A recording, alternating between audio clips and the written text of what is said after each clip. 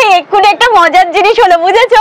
আমরা এখান থেকে যাবো ওল্ড দীঘা, তো এখানে টোটো আছে অ্যান্ড অটো আছে। হ্যাঁ, ওখানে আমাদের এখানে টোটোওয়ালারা বসালে বললো এরকম 20 টাকা করে ভাড়া, লোক হলে হবে, নালে 100 টাকা রিজার্ভ, কাছেই জাস্ট 5-7 মিনিট লাগে।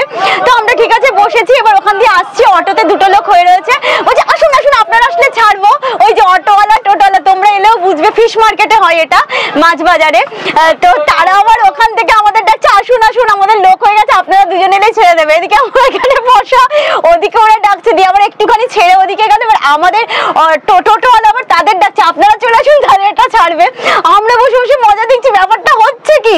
সত্যিই তাই, ওরা ছেড়ে ওখানে গেল, গিয়ে ওখানে দাঁড়িয়ে গেল, আবার আমাদের ডাকছে আপনারা এখানে উঠে আসুন। জাস্ট আনবিলিভেবল, মানে এখানে এটা নিয়ে একটা এমন মজা চলে, মানে যাই হোক। এই যে অটো যাচ্ছে, টোটো যাচ্ছে, ওই যে আবার যারাই যাচ্ছে তারা আমাদের ডাকছে, আমরা বুঝতে পারছি না কি করবো, রিয়েলি কনফিউজ। আবার এখানকার লোক ওদেরকে ডাকছে। ও জাস্ট মানে তোমরা ফিশ মার্কেটে এলে মোহনার দিকে সমুদ্রে, তোমাদের এই অভিজ্ঞতার সম্মুখীন হতে হবে যদি ছোট টিমে আসো তোমরা। আর বড় টিম এলে ঠিক আছে, হয়ে যাবে রিজার্ভ করার মতো, তো তখন কোনো অসুবিধা হবে না। বাট দুজন বা তিনজন এলে একটু প্রবলেম হবে, দেখে নিও, মজাও হবে। খুব এনজয় করলাম ব্যাপারটা, টানাটানি যাকে বলে, কাস্টমার নিয়ে টানাটানি দু দলের মধ্যে হলো, অটো অ্যান্ড টোটো। অ্যান্ড ওরা নিজেরাও এনজয় করছিল, হাসছিল।